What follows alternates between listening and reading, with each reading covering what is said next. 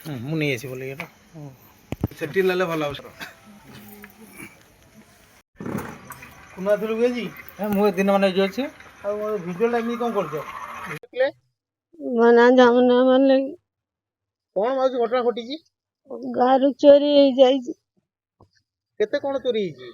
ଲକ୍ଷେ ଟଙ୍କା ସୁନା ଚୋରି ହେଇଯାଇଛି, ମଙ୍ଗଳସୂତ୍ର, ସାଙ୍ଖି, କାନଫୁଲ, ଉପର କାନଫୁଲ ସବୁ ଚୋରି ହେଇଯାଇଛି। ପୁଅ ବୋଉ ଘରେ ନଥିଲେ। ଏଇ ଘଟଣା କେତେବେଳେ ଘଟିଛି? ରାତି 1-2ଟା ବେଳେ ହେଇଛି ଆଉ। ସେଥିରେ ଥାନାରେ ଅଭିଯୋଗ କରିଥିଲେ? ହଁ। ଶ୍ୱଶୁର ଘରକୁ ଯାଇଥିଲେ ପୁଅ ବୋହୂ।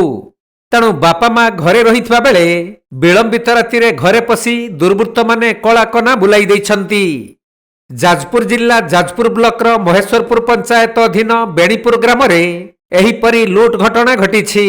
ଘଟଣା ହେଇଛି କି ଆମ ପୁଅ ବୋଉ ଯାଇଥିଲେ ତାଙ୍କ ଶ୍ୱଶୁର ଘରକୁ, ତାଙ୍କ ମା ବାପା ଏକା ଶୋଇଥିଲେ। ତାଙ୍କର ଗୋଟେ ଗ୍ରୁପ ଲୋନ୍ ଆଣିଥିଲେ, ତାଙ୍କ ମା 80,000, ତାଙ୍କ ପୁଅ ବିଦେଶରେ ରହୁଥିଲା, ସିଏ 20,000 ଟଙ୍କା ଘରେ ଗଡରେଜରେ ରଖିଥିଲେ।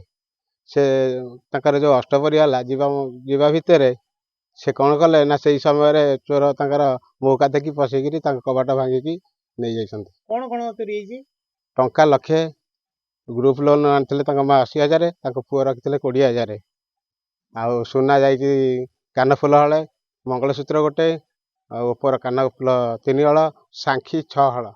ତେବେ ଦୁର୍ବୃତ୍ତମାନେ ଘରର ତାଲା ଭାଙ୍ଗି ଭିତରେ ପଶିଥିଲେ। ଆଉ ଆଲମାରୀ ବାକ୍ସ ଭାଙ୍ଗି ତା ଭିତରେ ଥିବା 1 ଲକ୍ଷ ନଗଦ ଟଙ୍କା ଏବଂ ସୁନା ଗହଣା ଲୁଟି ନେଇ ଚମ୍ପଟ ମାରିଛନ୍ତି। ରାତି 3ଟା ସମୟରେ ଏହି ଘଟଣା ଜଣାପଡ଼ିବା ପରେ ଶ୍ୱଶୁର ଘରକୁ ଯାଇଥିବା ପୁଅକୁ ବାପା ଫୋନ୍ ଯୋଗେ ଜଣାଇଥିଲେ। ତେଣୁ ସେ ଘରକୁ ଆସି ପୁଲିସ ନିକଟରେ ଅଭିଯୋଗ କରିବା ପରେ ସନ୍ଧାନୀ କୁକୁର ସହିତ ପୁଲିସ ଘଟଣାସ୍ଥଳରେ ପହଞ୍ଚି ଛାନଭିନ୍ ଆରମ୍ଭ କରିଛନ୍ତି। ଗତ 2 ଦିନ ପୂର୍ବରୁ ମୁଁ ମୋ ଶ୍ୱଶୁର ଘରକୁ ଯାଇଥିଲି। ମୁଁ କାଲି ସମୟ 3 ଘଟିକାରେ ଭୋରୁ ମୋତେ ଘରୁ ଫୋନ୍ ଆସିଲା କି ଘରେ ଆଉ କିଛି ନାହିଁ, ସବୁ କଳାକନା ବୁଲେଇ ଦେଇଛନ୍ତି। ମୁଁ ସକାଳ 5ଟାରେ ଆସିଲା ଦେଖିଲା ବେଳକୁ ମୋ ଘର ତାଲା ଭାଙ୍ଗିକି ମୋର 1 ଲକ୍ଷ ଟଙ୍କା ପ୍ଲସ୍ ମୋ ସୁନା ଗହଣା ମିଶିକି ଟଙ୍କା 3 ଲକ୍ଷ ଟୁ 4 ଲକ୍ଷ ଭିତରେ ଦୁର୍ବୃତ୍ତମାନେ ସେ ଚୋରି କରିକି ନେଇଯାଇଛନ୍ତି।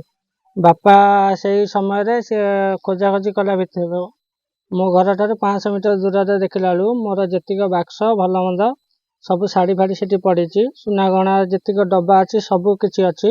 ମୋ ସୁନା ଗହଣା ପ୍ଲସ୍ ମୋର 1 ଲକ୍ଷ ଟଙ୍କା ଦୁର୍ବୃତ୍ତମାନେ ନେଇଯାଇଛନ୍ତି। ଆପଣଙ୍କର କାହାକୁ ସନ୍ଦେହ ହେଉଛି କି? ସନ୍ଦେହ ସେମିତି କାହା ପ୍ରତି ନାହିଁ।